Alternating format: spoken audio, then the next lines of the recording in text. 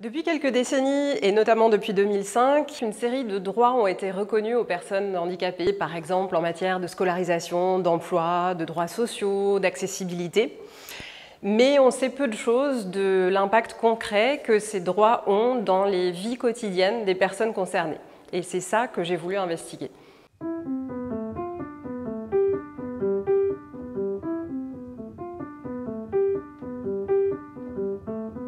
Je suis Anne Revillard, je suis professeure associée en sociologie à Sciences Po, membre de l'Observatoire sociologique du changement et directrice du laboratoire interdisciplinaire d'évaluation des politiques publiques. Et cela fait maintenant une dizaine d'années que je travaille sur les questions de handicap dans le cadre de mes recherches.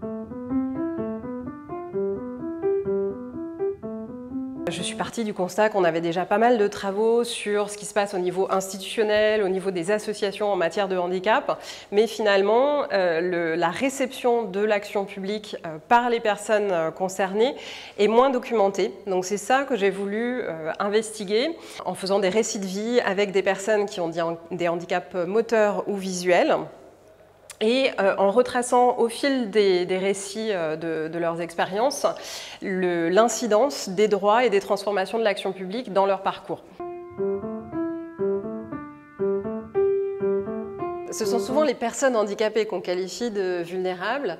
Dans cet ouvrage, j'ai voulu retourner l'adjectif et interroger la vulnérabilité des droits qui sont dirigés vers ces personnes. Par contre, ce qui m'a surpris et interpellé dans cette enquête, c'est le fait que les personnes elles-mêmes, face à ces droits imparfaitement réalisés, ne sont pas du tout passives.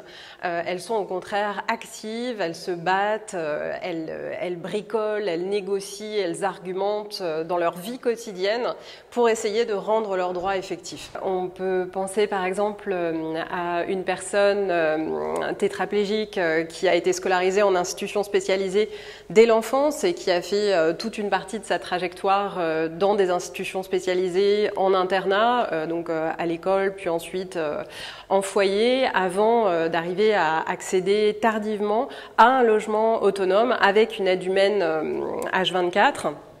Et donc cette personne, par ailleurs, bataille pour essayer de se faire une place en emploi, mais peine à accéder à des formes d'emploi rémunérés plus pérennes. L'expérience du handicap est très diverse. Vous avez une grande diversité d'expériences selon les types de handicap, selon les moments de survenue du handicap, selon la sévérité aussi des limitations fonctionnelles. Et le handicap se croise aussi avec d'autres inégalités sociales qui peuvent l'accentuer ou contribuer à en limiter les effets. Donc le handicap, c'est une diversité d'expériences, mais c'est aussi, malgré tout, une série d'obstacles communs que les personnes rencontrent dans leur vie quotidienne. Si on pense aux obstacles en matière d'accessibilité qui ne vont pas être les mêmes selon que l'incapacité est motrice ou visuelle, par exemple, mais on a aussi un obstacle commun en termes de défaut de reconnaissance symbolique. Cette aspiration à la reconnaissance symbolique que j'ai documentée auprès d'individus dans mon ouvrage, c'est aussi une aspiration à l'égalité. Il y a toute une histoire de mobilisation dans le champ du handicap, avec de nouveaux collectifs militants qui émergent récemment. Actuellement, on constate un renouveau de ces mobilisations et des jonctions avec les mouvements féministes, avec les mouvements antiracistes, qui font en sorte que de plus en plus la cause du handicap se trouve intégrée dans ce périmètre des luttes sociales progressistes contemporaines. Ma recommandation serait Le handicap, cause politique, publié cette année par Pierre-Yves Baudot et Emmanuel Fillon dans la collection La vie des idées PUF, qui montre très bien en quoi le handicap est une dimension essentielle des inégalités sociales aujourd'hui et en quoi il est un enjeu de droit et un enjeu au cœur des luttes politiques contemporaines.